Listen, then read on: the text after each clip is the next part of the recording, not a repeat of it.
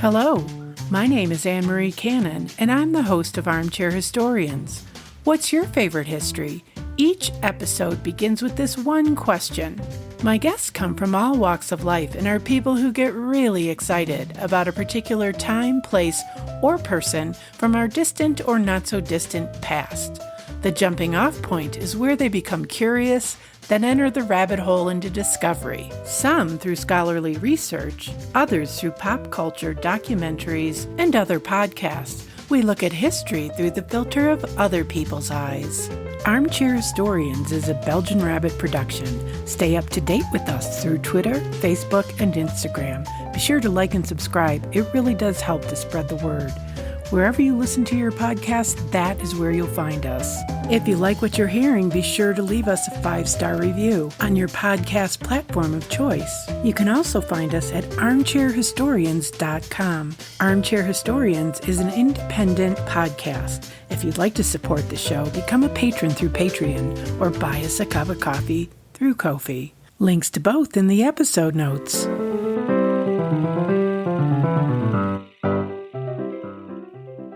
Hello, fellow armchair historians. We're back and ready to bring you more history. Today, I talk to best-selling author Scott Eyman. Scott is a prolific writer whose muse is the enduring careers of iconic film industry legends. Today, Scott talks to us about his latest book, Charlie Chaplin vs. America, When Art, Sex, and Politics Collided. Scott Eyman, welcome to Armchair Historians. Well, thanks very much. It's good to be here. Thanks for the invitation.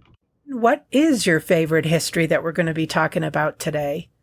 It's interesting. Probably the best way to answer that is to tell you how I got interested in silent movies in the first place. This is many years ago. This is 60 years ago.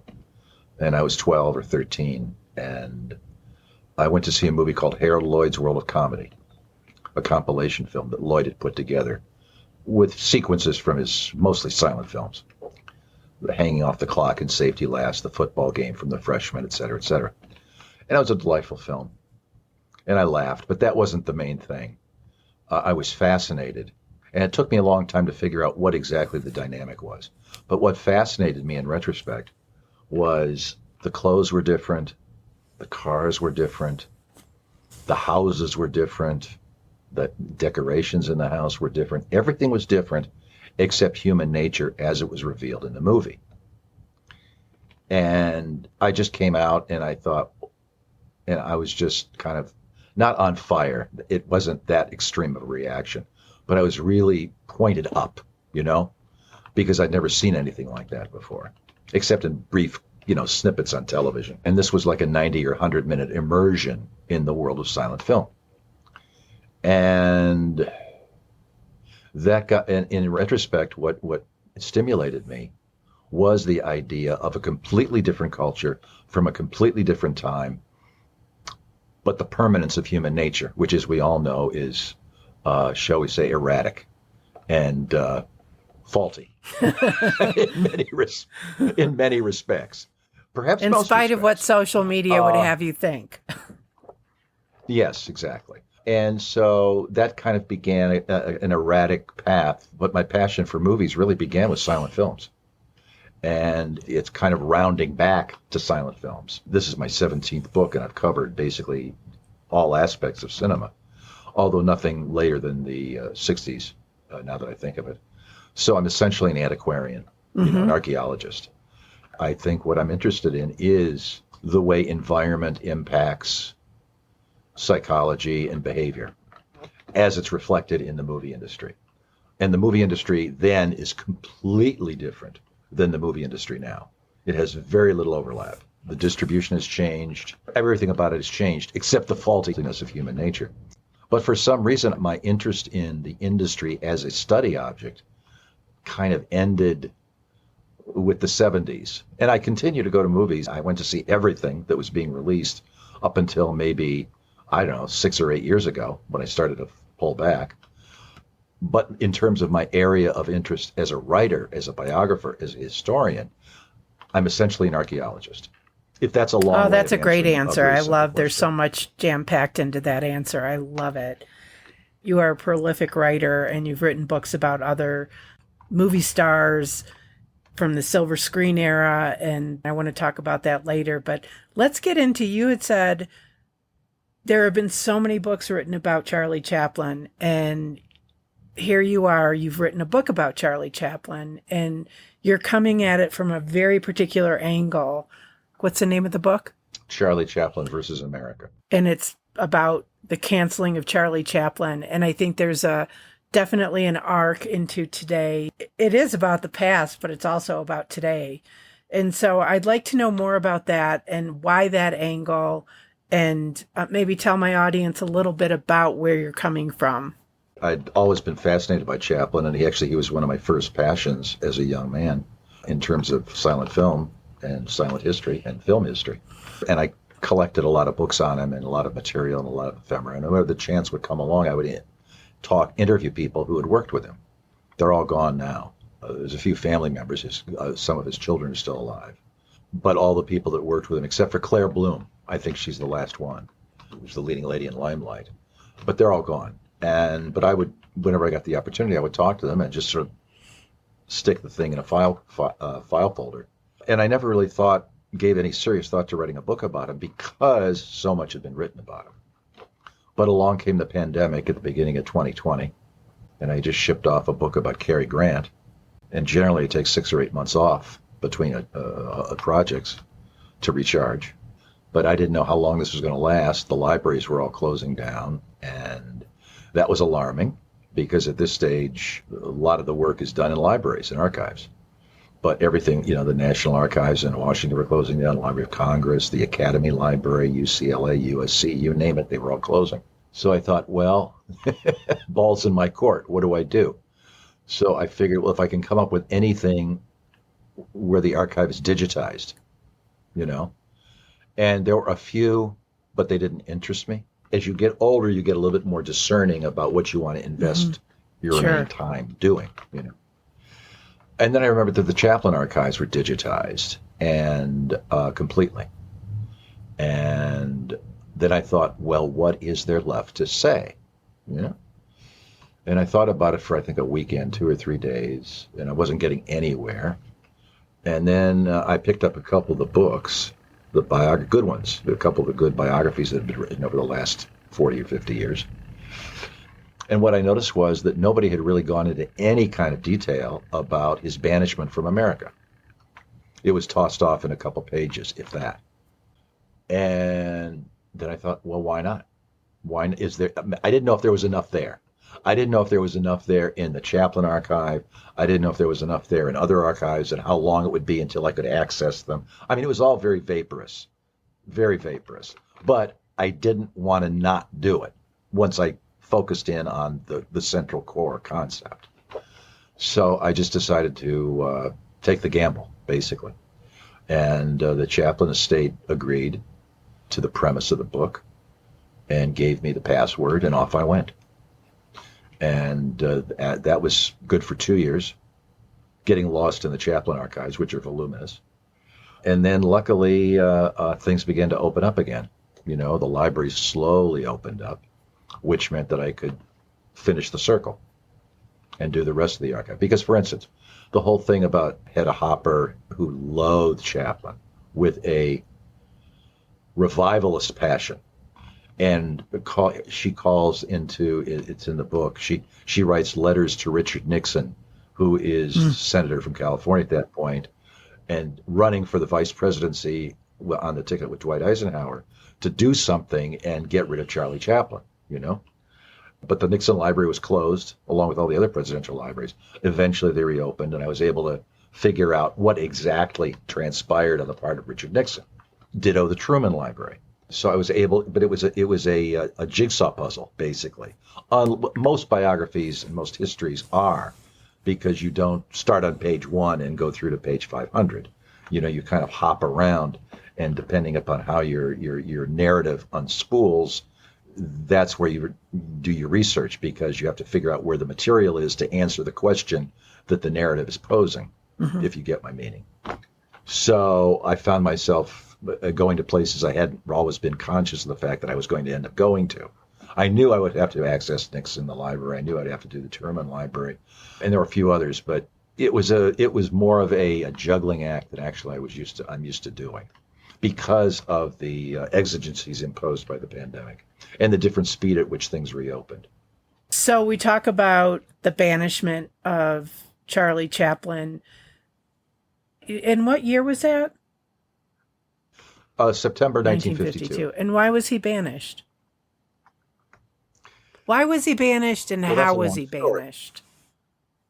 He was on the Queen Elizabeth out of New York, 2 days out of New York, going to London with his wife and 4 children to open up Limelight, his last film made in America, to promote Limelight. After the film opened, he was planning to take his wife and kids on a tour of Europe for a month or two to show them where he'd grown up in London, and then go to France and Paris and so on and so forth. And just sort of, he was going to pull the plug, essentially, and relax, because he hadn't left Hollywood since 1931. He'd been working steadily since he got back to Hollywood he was on an 18-month world trip in 1931 and 1932. So it had been 20 years that he hadn't really left the country. So it was just a way of recharging his batteries and showing his wife the Europe that he'd grown up in and the England that he'd grown up in. And 2 days out of New York, he got a telegram from the Immigration and Naturalization Service informing him that his reentry permit had been suspended, and that when he came back, if he came back, he would have to face a hearing to justify his reentry to the United States. He continued on to London because you're in the middle of the Atlantic Ocean. There's not a lot you can do at that point. He continued on to London, where hordes of reporters descended on him, because had not happened to anybody else in a long, long time, especially not the world's most famous comedian. And there was a huge firestorm. And while after he landed in London, the INS had a meeting, whereupon they all admitted that if he came back, he was going to have to be allowed back into the country, because he'd never been convicted of a felony, he'd never been convicted of a misdemeanor, he'd never been convicted of anything. Therefore, they didn't actually have any legal means to kick him out of the country. But Chaplin had gotten his back up. Mm-hmm. He was furious and enraged, and basically said the hell with them, and spent the rest of his life in Europe, in Switzerland. So why did we do that? It was a result of basically 12 years, beginning with his production of The Great Dictator, which he started shooting in September of 1939. It came out in October of 1940, at a time when America was a not completely isolationist, but predominantly isolationist country. Nobody wanted the film made. Even the British Foreign Office didn't want the film made, because when he started shooting it, Neville Chamberlain was the prime minister. And Neville Chamberlain was following a policy of appeasement in the hopes that Hitler would just go away, which of course didn't happen. Britain didn't want the film made officially. Hollywood didn't want the film made officially. They thought he'd taken leave of his senses, because in September of 1939, there weren't a lot of anti-fascist films being made. Hollywood's attitude was not unlike Neville Chamberlain's at that point in history. It began to change slightly in 1940. MGM made an anti-fascist film. Warner's made one or two. I wouldn't say the tide began turning, but voices of people arguing for the interruption of the Third Reich began to be heard. And Franklin Roosevelt wanted the film made. There's a letter in the book from Jack Warner, who had just emerged from a meeting with Roosevelt in the Oval Office. And Roosevelt, of course, had heard about Chaplin's plans to make the film. And he told Jack Warner that he really hoped that Chaplin would go ahead with the picture, because it was hanging fire at this point. It was going to be, because Chaplin financed his own pictures. He didn't go to a bank. He didn't take money from MGM or Warner Bros. He wrote a check. And it was going to cost well over $1 million. And there was no guarantee that United Artists wanted to release it. And there was no guarantee, of course, that the public would go to see it. Mm-hmm. It was a gamble. Sure. It was a big gamble. But he gambled before. He gambled on silent movies in 1931 and 1936 when he made City Lights and Modern Times, and everybody thought he was crazy because sound had rolled in the late 20s. And here he is making silent movies, and they were both commercially and critically successful. So I think Roosevelt's go get 'em, attaboy Hmm. attitude helped. Right. I think it helped a lot. Not practically, but Hmm. morally. It gave him a little wind at his Yeah. back. So the dictator, for my younger audience members who don't really know too much about Chaplin, maybe could you just tell us a little bit about that movie? And I believe that was the first movie he spoke in. Okay. Yes, yes, yes. It's his first Mm. all-sound film, conventional talking picture.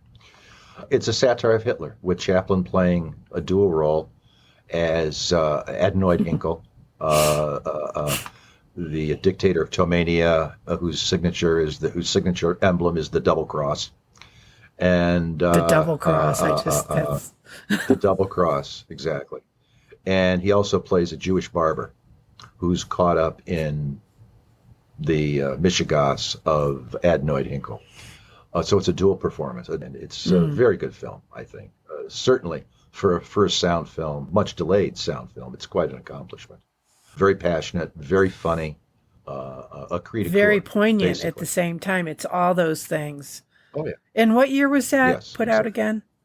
1940. It came Okay. out in October of 1940, at a time when we were still Hmm. isolationist, because we don't get into the war until Pearl Harbor in December of Hmm. 1941. So he's swimming against the tide, but the film was a very considerable commercial and Hmm. critical hit, just as Modern Times had been. So once again, he proved all the naysayers wrong. He proved that the audience would follow him anywhere. We get into the war at the end of 1941, and Chaplin, in 1940, he delivers the speech that ends The Great Dictator at Roosevelt's third That's inaugural. right. And he did a couple radio broadcasts where he did the speech too, over the air. And as the war progressed in 1942, he began proselytizing for opening a second front to aid Russia, who were our allies at that point fighting Hitler. A few years earlier, they had been Hitler's allies, but Hmm. things changed and they had switched over to become our allies, which did him no favors with the right wing in Mm. America, because they regarded the fact that Russia was our ally as a kind of historical joke, and they thought that Russia was going to be our future, once and future enemy. And they Hmm. weren't wrong. In all honesty, they weren't wrong. In 1942, he gets involved in a ugly paternity suit with a woman that he'd had an affair with a year before, for about a year. She was 23, he was 52. The affair had run about a year. She went away. She came back. She said she was pregnant. He did the math. He realized he couldn't have been the father. She went to head a hopper, and it got splashed all over newspapers all over the Hmm. world. And it was proven he wasn't the father. He took a blood test. He wasn't the father. But in California law at that time, a blood test was not dispositive. You know, you had the jury was supposed to take it into account, but by itself, it did not Mm. prove anything. Shortly after the trial where he was found guilty of fathering the child, in spite of the blood test, California changed the law, and the blood test became dispositive. But at this time, Hmm. it wasn't. So he was also charged under the Mann Act, transporting a woman across state lines for moral purposes, which was passed decades earlier to try to stamp out prostitution. Well, this didn't involve prostitution, and he was acquitted of the Mann Act charge in about an hour by the jury, after about an hour's deliberation. But he did lose the paternity suit in spite of the blood test proving he Mm. wasn't the father. So that was the Russia thing, the paternity thing, because the public just saw a dirty old Hmm. man, generally. And then the press began piling on, the conservative press, the Hearst papers, the Tribune papers, columnists like Ed Sullivan, Westbrook Pegler, Hedda Hopper continually weighed in, printing vast amounts of distortion and Yeah. misinformation and often Mm. disinformation. And Chaplin didn't really attempt to fight it on any kind of continuing basis, because there were floods of it. I mean, there was no way to do it unless you're going to be doing a 3 times a week Hmm. news conference, really. My favorite two stories that were printed about him One, that he was working with the Haganah to help kill British soldiers in Palestine. That was one. The other one that came later in the 1950s was that he was going to adopt the children of Julius and Ethel Rosenberg. Absolute lunacy, on both cases. But it was transmitted over the media. So you had 10 years of this going on. After the paternity suit was lost, that same year he married Una O'Neill, the daughter of Eugene O'Neill, who was 18 years old at the time. He was 53, which seemed to be proof positive of the implications of the paternity suit, because he'd married this very young girl. As it turned out, they had 8 children together and were very happy. For they the rest stayed of their together. Lives. He never looked at another woman, and I don't think anybody that knew him would ever believe that would happen. But it happened. And then in 1947, he released Monsieur Verdoux, a film that was meant as a black comedy about a French bank. It's a Bluebeard story about a French bank teller who's ruined by the Depression and sets about marrying annoying older women with money and killing them so he and his family can live comfortably. Well, this just seemed more evidence that he was, in fact, the misogynist that the prosecution had insisted he was in the paternity suit. So it was the wrong movie at the wrong time for the wrong audience. And it was his first flop. It was a disaster critically. It was a disaster commercially. In America, it did fine overseas, but that didn't help him any. So that was essentially where the case for the prosecution rested. At that point, but they didn't stop the FBI, the INS, the IRS. They all got in the Charlie Chaplin business full time between the 1942 period and 1952 when he was kicked out of the country. His taxes were audited, personal and corporate. His phone was tapped. His mail was opened. His house was staked out. Basically, the entire security apparatus of America was hurled into Charlie Chaplin's life to try to come up with evidence that he was a communist sympathizer, un-American, and a British national who had never taken out American citizenship. So he was basically adjudged guilty, but they never could find proof that he was guilty. He was just adjudged guilty in the public prints. And that culminated with Attorney General James McGranary issuing the order that he would have to face a hearing if he ever came back to the country. And he refused to do that. He refused to come back to the country. Lived in Switzerland for the rest of his life. Came back here once in 1972 to get an honorary Oscar, which was Hollywood's way of saying, oops, we're sorry. Because in 1952, the blacklist was in full swing. Had been since 1947. And there really was nobody to defend him because those people who were good liberals or even mainstream middle-of-the-roaders were cowed by the blacklist because they didn't want to be rendered unemployable as so many people had been. The only people in Hollywood who defended Chaplin at this time, there were 3 of them: Sam Goldwyn, William Wyler, and Cary Grant. That was it. So in 1972, 20 years later, after all the shooting had stopped and the bodies had been carted off the battlefield, Hollywood decided, well, gee, we kind of screwed that up. So they decided to give Chaplin an honorary Oscar as a way of saying, oops, sorry, we kind of dropped the ball on that. Which he was ambivalent about because he didn't care about awards. He was not interested in that kind of thing. He was never one of those people who shows up at every award ceremony. His son, Sidney, told me that all he really cared about was the dailiness of work. That's what he loved, getting lost in a script for a year, every day. He loved that. He loved the putting together of the vast jigsaw puzzle of a movie, the casting, the sets, the shooting, the editing, the music. That was what he loved, the dailiness of the job. He didn't care about awards, but he came and accepted the Oscar anyway. It was quite a moving moment, actually. Very. It's on YouTube. The Oscar ceremony's on YouTube, and the ovation goes on for Mm-hmm. 8 or 10 minutes. It just goes on forever, you know. And he's very old at this time and not in great health. He's begun his descent into Yeah. old age, basically, Yeah. and it's obvious.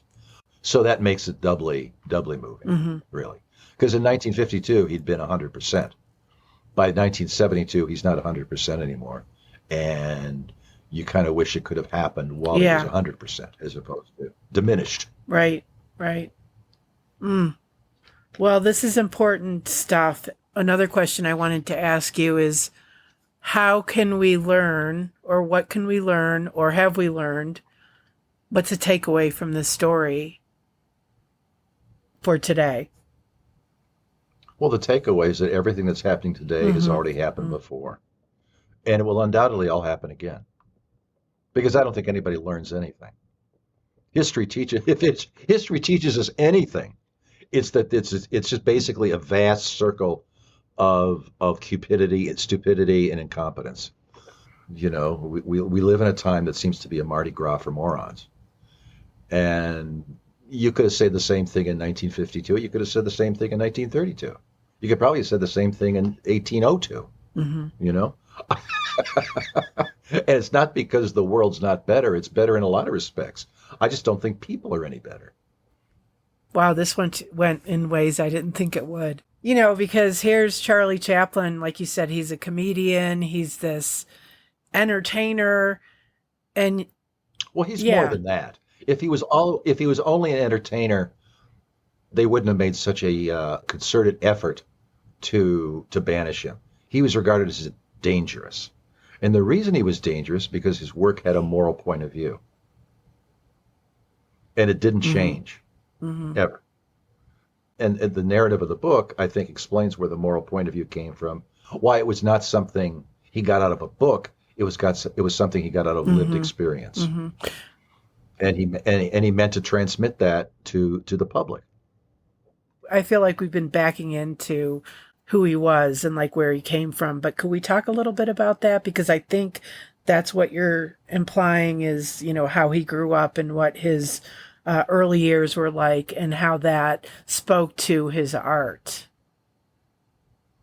Well, he's born in London in 1889. His father died of alcoholism at 37. His mother went insane and was spent most of her life in asylums, in English asylums. Chaplin and his brother was 2 years older than he was, Sidney, both heaved into institutional life because their father was dead, their mother was crazy, and the general term is Dickensian, you know, and I can't argue with that. Chaplin would not have said that. He would have said humiliation. That was his experience of being a ward of the state, a ward of the Victorian state. It was terribly humiliating for him, and it gave him a lifelong distrust of social conventions, because this was the social convention. This is what they did with people. This is, and of course, the Victorians thought of themselves as very advanced and very humane, and he didn't believe it. He knew it firsthand. It wasn't humane. I mean, he learned to read. He had a fifth grade level education, maybe sixth grade, that he got in the institutions. But otherwise, his memories of it were of scalding humiliation and deprivation. His son, Sidney, named after his brother, told me an interesting story. After Chaplin went to live in Switzerland, Sidney, the son, would come over for Christmases. And there were 8 kids in the house, and there was a 20-foot Christmas tree, and there were hundreds of packages under the tree. And as Christmas went on, Chaplin would get quieter and quieter and quieter. And at some point on Christmas Day, after the kids had opened all their presents and everything had quieted down, at some point during Christmas Day, Chaplin would always say, "When I was a boy at Christmas, all I got was an orange." And one year, Sidney, knowing this was coming, said, "Well, you know, Pop, I live in California. I can bring you all the oranges you want." And Chaplin shot him a look. He wasn't amused at all. And it was not something he could ever joke about.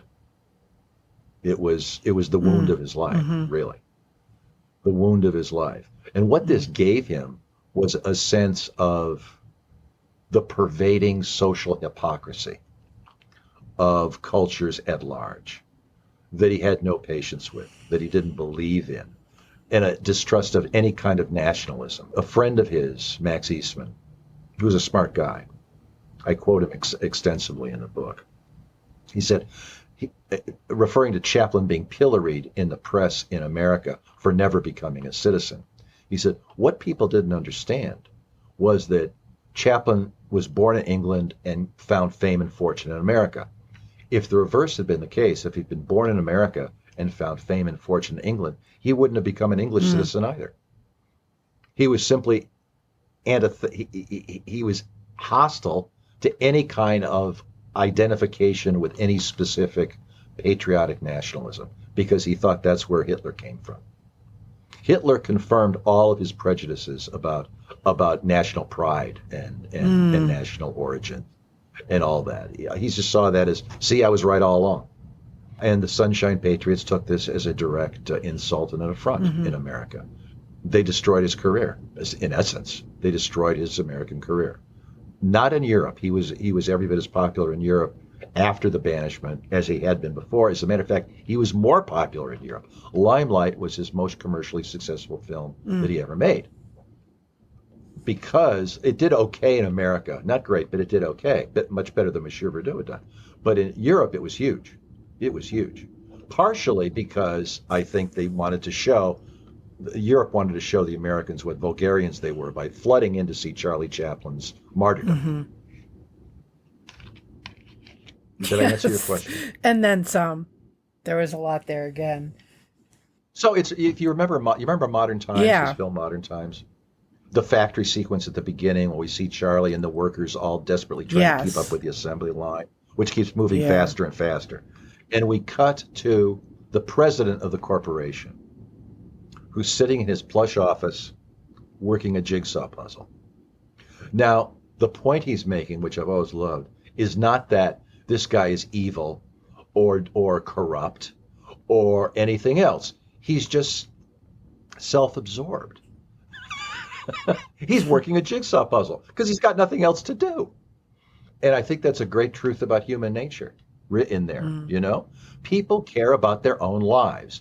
They may pretend to be interested in other people's lives or other people's crises, but there's a point beyond which they'd really rather not go, for the most part. And Chaplin understood that because he'd been one of those people who was on the outside looking in, and nobody had really wanted to bring him into the building, you know? They were happy just keeping him in the institution.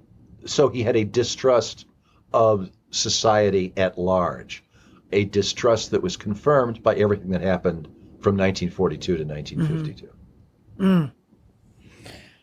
I interviewed a gentleman, Julian McDonnell, and he does a YouTube station, and he does, you know, these off the beaten track tours of London. And in one of the episodes, and I'm going to link out to this because it's like one of my favorite episodes ever of anything. He's hired by Charlie Chaplin's grandchildren to take them to all the places. There's a lot of them still there. Yeah, and it was fascinating and it was brilliant and it was so moving that his grandchildren wanted to do that. Yeah. A friend of mine, a musician named Neil Brand, this is 6-7 years ago. My wife and I were in London, and Neil's a London historian. So I said, Neil, would you give me the Chaplin tour of London? And so we took a day, and we took the tube to Lambeth, and we spent the day there. And we had a pint at the pub where Chaplin last saw his father, and it's still there. The pub is still there. We went to the churchyard where he had a crush on a girl named Hetty Kelly, and where they would meet by the fence because it was right near the tube stop. We went to the only house where Chaplin lived that's still standing in Lambeth.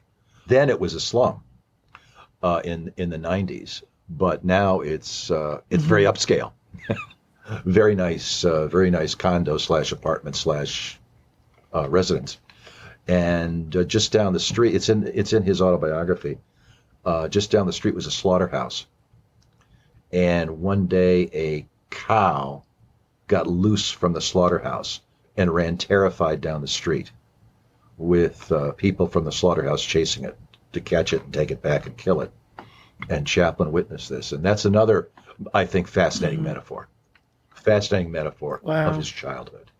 But the house, that's the only house, one of the house where he lived with his mother before she went nuts, was blown up in the Blitz during the war. So that's the only house where Chaplin lived. But the buildings where the Fred Carnot Company was headquartered are still there. The Vaudeville Company, where he began his professional career that his brother Sidney got him into. A lot of places in Chaplin's London actually still exist, if you know where to look. That's a good reference for anyone who's listening, is the Jules Guides episode, the Charlie Chaplin tour of London with two of his grandchildren. And I'll link out to it in the show notes. Wow, that's a lot of information, and I want people to buy the book, so I don't want you to tell me too much more, because I feel like we've really gotten a lot into. I mean, obviously, you have really dug deep, and you have such an understanding, and I do think this is a kind of fresh look at Chaplin and an important part of his aspect of his life. So when does the book come out? October 31st, Halloween. There's no point in regurgitating stuff that everybody already knows. You've got to either come up with stuff that nobody knows and hasn't been put out there in the sunlight, or you've got to interpret stuff in a different way. Right. I think it's a bold move to pick that topic and to tell it in a fresh way. So kudos to you for that. What do you want people to, if they can remember one thing about this history, what would you want them to remember or to know? Well, the fact that if history is really, what makes history valuable is its relevance or lack of relevance. And in this case, I think it screams relevance. Far more than I imagined it would when I began the book, frankly, because everything that happened during the course of the research and the writing, and everything that happened outside in the outside world while I was researching and writing, it's like everything congealed into one untoward mass of political dispossession and ugliness and social unrest, all of which Chaplin would go, well, what was I telling you all those years? Of course, I just felt like I was surfing history, really, and far more than I had imagined I would, and far more than I ever did with any other book that I ever wrote, because most of the books I've written are about people like John Ford or Ernst Lubitsch, whose work is tied to a specific time and place and outlook. Chaplin, it seems to me, transcends his own time in a way that most artists don't. You know, talking to you and thinking about this makes me want to go back and watch everything with a fresh eye, based on our conversation and based on, you know, the things that I've gleaned just from talking to you. You've written a lot of books. Do you consider yourself a historian? I don't put a name on it. All my books begin from a place of professional admiration. As I've said, I'm not one of these people who would spend 12 years writing a book about Joseph Goebbels, writing a 2-volume history of Joseph Goebbels. I think all of them are about a personal quest to find out where the art came from and how that artist managed to function on such a high level, generally speaking, for a long time. Because most of these people I write about were not 10-year wonders. I mean, Chaplin made movies for 50 years, longer than 50 years. So I find that fascinating. I find the long-distance runners of the movie business and of art to be particularly fascinating. I think anybody can surf the wave of their own time for a while, and then the wave goes out and another wave comes in. And it's different because that's the nature of art, whether it's movies or theater or whatever. But people who can sustain a career, the long-distance runners of art, I think are really interesting because they've got the gift, they've got the talent, but they also have stamina. Not all artists have stamina. Even very fine artists sometimes don't have stamina If you look at the work, well, this is good, and then after a certain point, they're just repeating themselves. They're not really plugged into anything. They tell the same story over and over again. Tennessee Williams. I've been thinking a lot about Tennessee Williams lately. And he's a magnificent writer, but he really only had one story. The story was how the world obliterates the vulnerable. That's the story he tells over and over again. He had some staying power as a human being. He didn't particularly have staying power as a writer.